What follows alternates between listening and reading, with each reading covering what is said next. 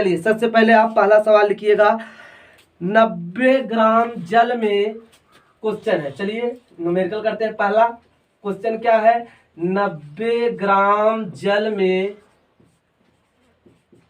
58.5 ग्राम NaCl घोला गया। 58.5 ग्राम NaCl घोला गया। तो विलेय का मोल प्रभाज बताइए। तो विलेय का मोल प्रभाज बताइए। देखिए सवाल बहुत ही आसान है। आपको क्या बताना है, विलेय का मोल प्रभाज। सबसे पहले न्यूमेरिकल हल करते समय आप दो बात का, सबसे पहले सवाल को पढ़िए, फिर उसके बाद उसमें क्या क्या दिया गया है उस चीज को आप लिख लीजिए। उसके बाद क्या पूछ रहा है उसको लिखिए। कोई भी सवाल लगाने की सबसे बेस्ट ट्रिक है कि आप सबसे पहले सवाल को 2 बार पढ़ें, पढ़ने के बाद 2 बार पढ़ें, उसके बाद ये देखें सवाल में पूछा क्या जा रहा है, दिया क्या गया है। तो ये सब करने के बाद आप सवाल को बड़ी इजीली हल कर पाएंगे। तो चलिए हम सवाल में पढ़ते हैं। तो हमको दिया है 90 ग्राम जल में 58.5 ग्राम NaCl घोला गया, तो विलेय का मोल प्रभाज बताइए। अब आप बड़ी आसानी से कर सकते हैं। चलिए ध्यान से देखिएगा, सलूशन हम आपको सिखा रहे हैं, पहली बार आपको सीखना है। आप यहाँ पर सीख लीजिए, फिर किसी किताब का सवाल आप बनाइए। चलिए सवाल में आपको 90 ग्राम, तो सबसे पहले तो ये क्लियर हो गया कि विलायक इसमें आपका क्या है, जल। विलायक आपका क्या है, जल। विलेय आपका क्या है, विलेय आपका है NaCl। विलेय इक्वल टू आपका क्या हो गया है, NaCl। अब सवाल में दे रहे हैं विलायक का भार दिया गया है 90 ग्राम। विलायक का भार सवाल में आपको नोट किया गया है, दिया गया है विलायक का भार। विलायक का भार कितना दिया गया है, 90 ग्राम। और ध्यान से देखिए सवाल में आपको दिया गया है विलायक का भार कितना दिया गया, 90 ग्राम। विलेय का भार कितना दिया गया, विलेय का भार इक्वल टू 58.5 ग्राम। विलेय का भार इक्वल टू 58.5 ग्राम।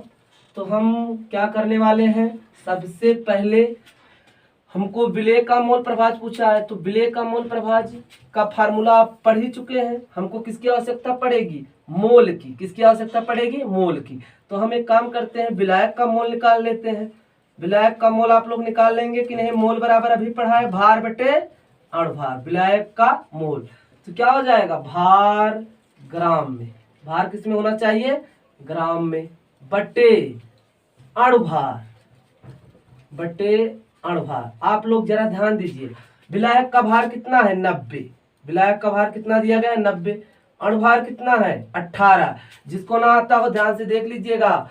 जल का सूत्र क्या होता है, H2O। तो अणुभार आप निकाल सकते हैं। हाइड्रोजन का कितना होता है, 1। ऑक्सीजन का कितना होता है, 16। तो 2 हाइड्रोजन है, 2 गुणे 1 प्लस 16, 16 2 18। तो इसका कितना हो जाएगा, 18। तो इसके मोल कितने आ गए, 5। हमने विलायक का मोल निकाल लिया। अब अगले स्टेप में क्या करते हैं, हम विलेय के मोल निकाल लेते हैं। अब जरा बताइएगा विलेय का मोल क्या हो जाएगा।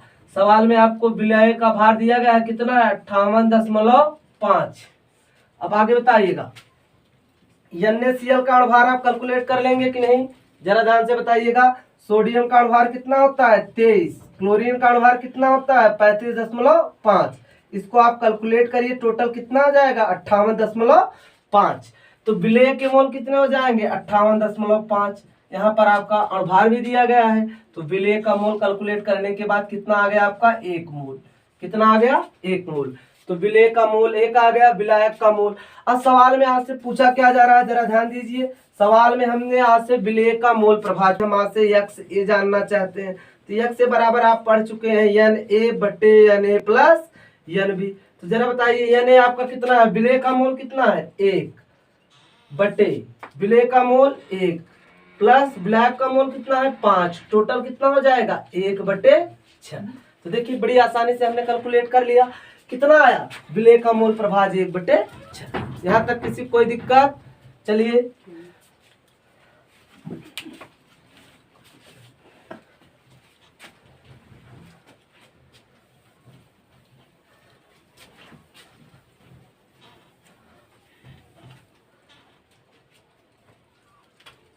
चलिए अब हम अगला क्वेश्चन करने वाले हैं। पहला क्वेश्चन कर चुके हैं, दूसरा क्वेश्चन। 100 ग्राम C2H5OH विलयन में 100 ग्राम C2H5OH विलयन में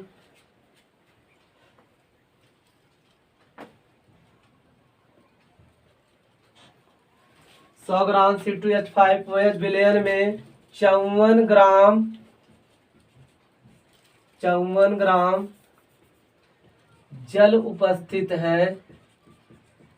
54 ग्राम जल उपस्थित है तो C2H5OH का मोल प्रभावी, C2H5OH का मोल प्रभावी।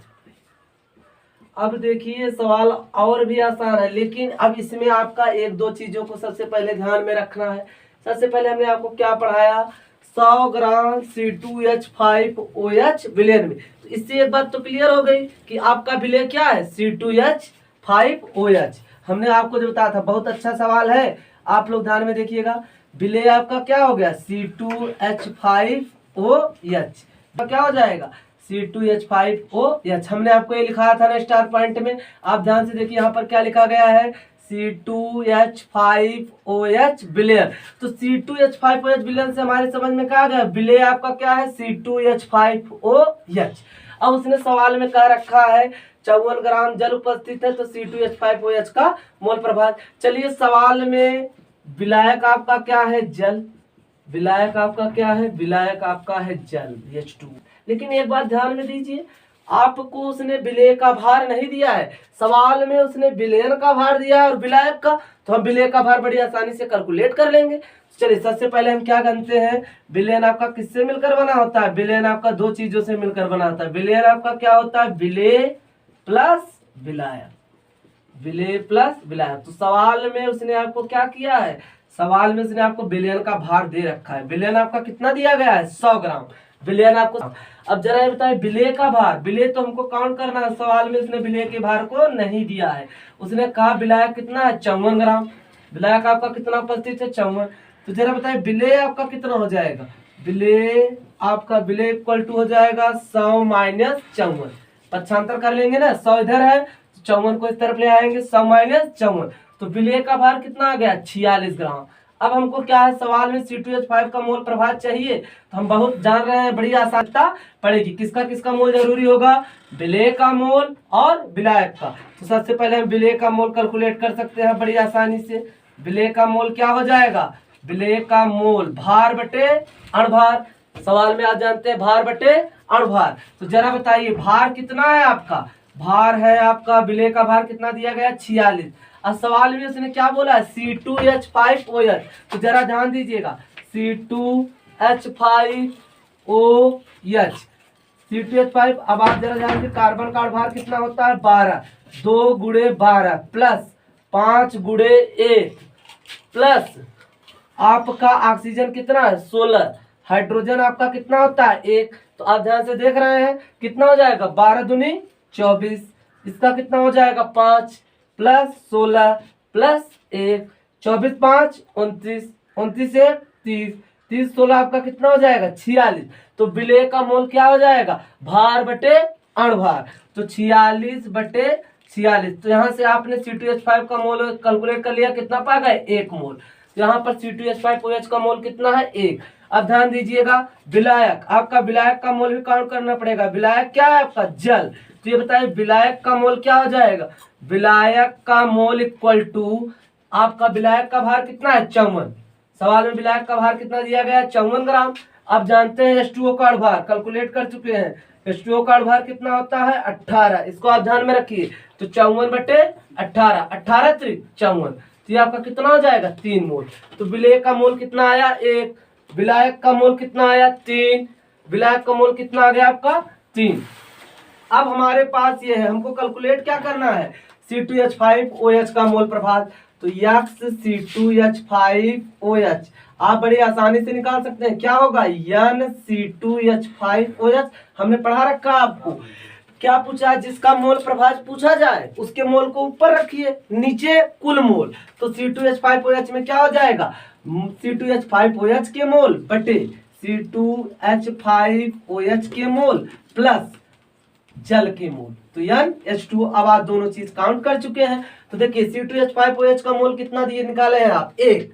तो C2H5 का मोल 1, तो 1/1 + 3 टोटल कितना हो जाएगा 1/4। तो देख रहे हैं सवाल बहुत आसान सवाल होते हैं, आप बड़ी आसानी से सवालों कर सकते हैं। एक बार जरा ध्यान दीजिएगा, सवाल आपसे क्या पूछा गया, 100 ग्राम C2H5OH विलयन में 54 ग्राम जल उपस्थित है, तो C2H5OH का मोल प्रभाज बताइए। तो आप बताइए, सवाल में C2H5OH हमने आपको स्टार पॉइंट में लिखा रखा है, C2H5OH विलयन का क्या मतलब होता है, C2H5OH विलयन का मतलब होता है कि जो आपका विलय है वो आपका क्या है C2H5OH, विलायक आपका क्या है जल, विलायक आपका क्या है जल।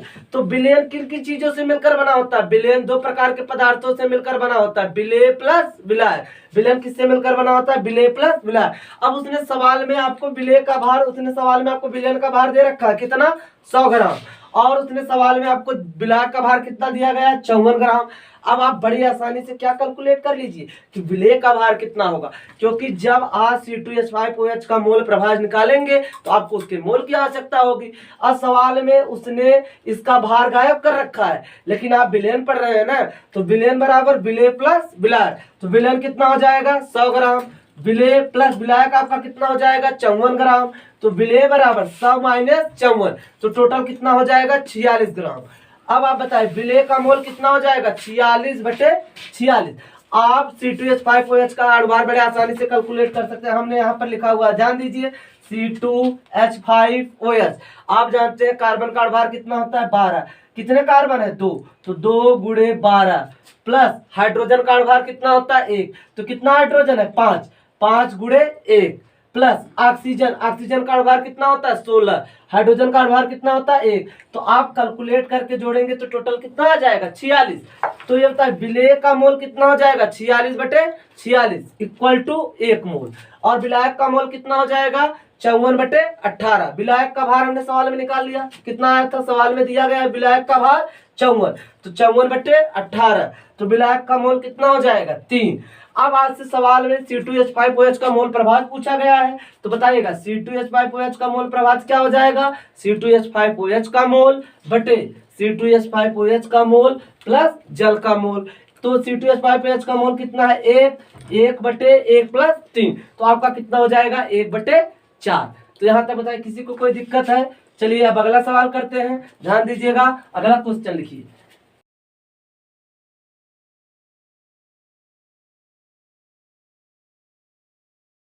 अगला क्वेश्चन आप लोग लिखिएगा, एक गैसीय मिश्रण में, ध्यान दीजिएगा ये बहुत अच्छा क्वेश्चन है। अब आपको अगला क्वेश्चन करा रहे हैं, एक गैसीय मिश्रण में CH4 एवं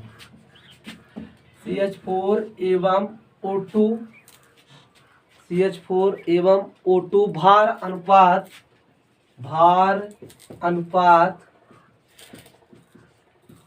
1:2 के अनुपात में उपस्थित है, 1:2 के अनुपात में उपस्थित है, 1:2 के अनुपात में उपस्थित है, तो मिश्रण में O2 की मोल भिन्न ज्ञात कीजिए, मिश्रण में O2 की मोल भिन्न ज्ञात करो, मिश्रण में O2 की मोल भिन्न ज्ञात करो।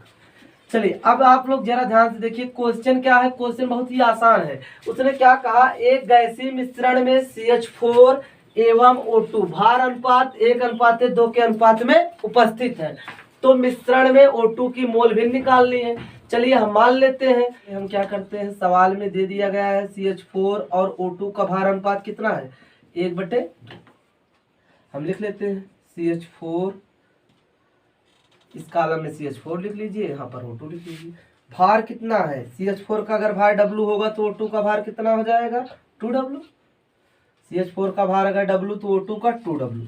तो मोल काउंट करिए जरा सा, इसका मोल कितना आएगा, CH4 का क्या होता है मोल बराबर भार बटे अणुभार, भार हमने कितना मान रखा है W ग्राम, और अणुभार कितना हो जाएगा कार्बन 12, 4 हाइड्रोजन 4 × 1 12 4 16, तो यहाँ पर CH4 का मोल कितना आ जाएगा W/16। अब वही हाल ऑक्सीजन का, ऑक्सीजन का आपने कितना मान रखा है भार 2W, और इसका मोल कितना हो जाएगा, एक ऑक्सीजन का अणुभार कितना होता है 16, तो 2 ऑक्सीजन का भार कितना हो जाएगा 32।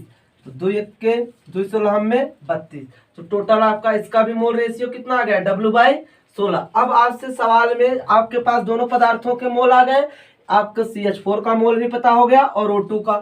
सवाल में आपसे क्या पूछा गया है O2 का मोल प्रभात XO2। तो ध्यान दीजिएगा O2 का मोल प्रभात पूछा गया है, तो O2 के मोल बटे O2 का मोल प्लस आपसे दूसरा आप किसका मोल लिखेंगे NCH4 मीथेन के मोल। तो जरा बताए O2 का मोल कितना है आपके पास W/16।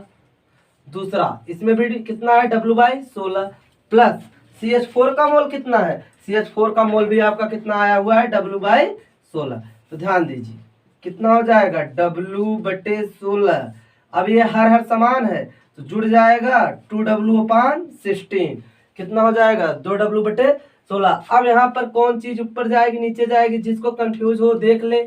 आप पढ़े होंगे A/B C/D लिखा हुआ है, इसका मतलब क्या हुआ A/B भागे C/D। अब आपने 3 4 में थोड़ी सी मैथ तो हल की होगी कि A/B गुणे D/C, अर्थात जो D था उसका गुणा A के साथ, C का गुणा B के साथ। यहाँ पर वैसे ही हम कर सकते हैं। तो आप ध्यान से देखिए क्या हो जाएगा W/16 गुणे 16/2W। तो 16 16 से कैंसिल, W से कैंसिल, तो O2 का मोल प्रभाव कितना आ जाएगा 1/2। तो मोल फ्रैक्शन पर आपके इतने सवाल हमने कराए हैं। अब आप क्या करिएगा, जो चीजें आपको पढ़ाई गई है इस पर आप घर पर ध्यान से वीडियो को देखिए, उस पर प्रैक्टिस कीजिए। गारंटी है अब आप मोल प्रभाव के सवाल लगाएंगे तो आपको कोई दिक्कत नहीं होगी। अगर आपको वीडियो अच्छा लगे तो लाइक शेयर और सब्सक्राइब कीजिए। आने वाले समय में अब ये पूरा चैप्टर आपका धीरे धीरे करके अपलोड कर दिया जाएगा। सबसे पहले हम आपको एक टॉपिक पढ़ाएंगे, उस टॉपिक पर जितने भी बेस्ड न्यूमेरिकल हैं, जो अच्छे न्यूमेरिकल हैं, जो जेईई में पूछे गए न्यूमेरिकल हैं, वो सारे न्यूमेरिकल हम आपको कराएंगे और बहुत आसानी से। आप देख रहे हैं कितना आसान है, एक एक न्यूमेरिकल आपको बहुत आसानी से यहाँ पर सिखा दिया जाएगा। और हमारी गारंटी है आप अगर मन लगाकर पढ़ते रहे तो किसी भी किताब का कोई भी क्वेश्चन हो आप बड़ी आसानी से इसको सॉल्व कर पाएंगे।